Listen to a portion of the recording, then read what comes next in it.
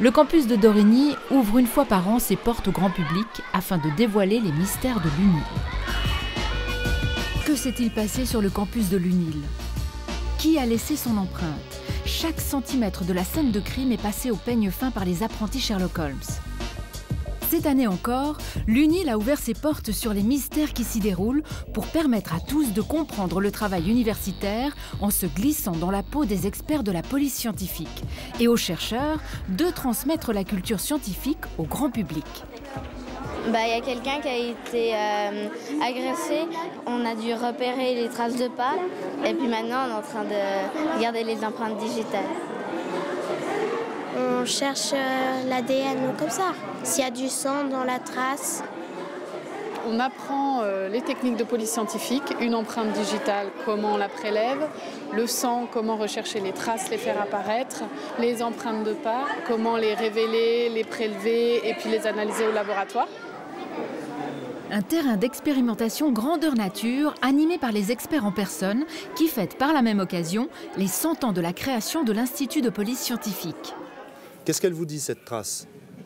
Alors, au niveau de la taille de la trace, celle-là, elle est... Un siècle d'expérience qui donne à ces scientifiques la possibilité de collaborer avec les polices du monde entier.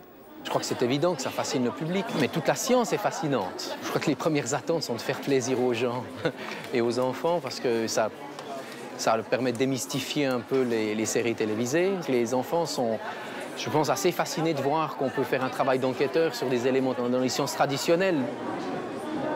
Et on vous a pris vos empreintes. Alors, c'est des vrais criminels. Vous n'êtes jamais allé à la police, vous? Si vous êtes passé par la police, elle est peut-être là, mais je crois pas. On espère toujours faire des émules. Je pense que si on a choisi de faire police scientifique, c'est parce qu'on aime ça et que si on peut le faire aimer à d'autres, tant mieux. Johan a choisi un visage parmi ses 20 et va maintenant développer le portrait robot sous vos yeux et ce sera à vous de déterminer quelle personne il s'agit. Tu vas pouvoir changer les différentes parties de son visage, son nez, ses yeux. Pendant 3 jours, 15 000 visiteurs, familles et classes d'école ont ainsi plongé dans le milieu des sciences criminelles. Vous avez ici le musée Sherlock Holmes, vous avez des moulages d'empreintes. Pourquoi avoir eu envie de les emmener ici? Parce que le programme m'a plu, tout simplement. La police, les enquêtes. Il y a un âge où tout le monde craque un peu pour ça. Et pour eux, de voir ce que ça représente aussi comme technique, c'est très intéressant. Ouais. C'est aussi une façon pour eux de découvrir l'université.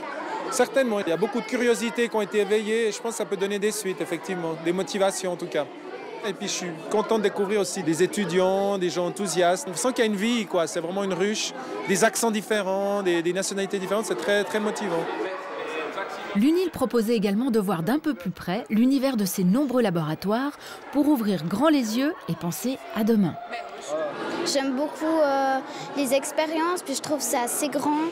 Puis j'aime beaucoup aussi l'étude des plantes. Puis je pense que je vais faire l'université et puis peut-être venir ici. Pourquoi venir au mystère de l'UNIL? Pour les enfants, étant donné qu'ils cherchent quand même toujours un métier pour leur avenir, ça peut leur donner une idée, surtout que notre fils aime bien tout ce qui est enquête. Comment tu la trouves, cette université? J'ai pas encore tout vu, mais première impression chouette.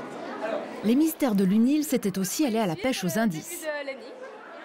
Et à la rencontre des chercheurs de toutes les facultés, des scientifiques heureux de partager la passion de leur métier et surtout détenteurs d'informations permettant de résoudre la fameuse énigme. La valeur de vos déclarations et vous montrer que lorsqu'un juge est face à un témoignage, il faut toujours prendre les choses avec des pincettes, parce qu'on peut dire des choses fausses en toute bonne foi.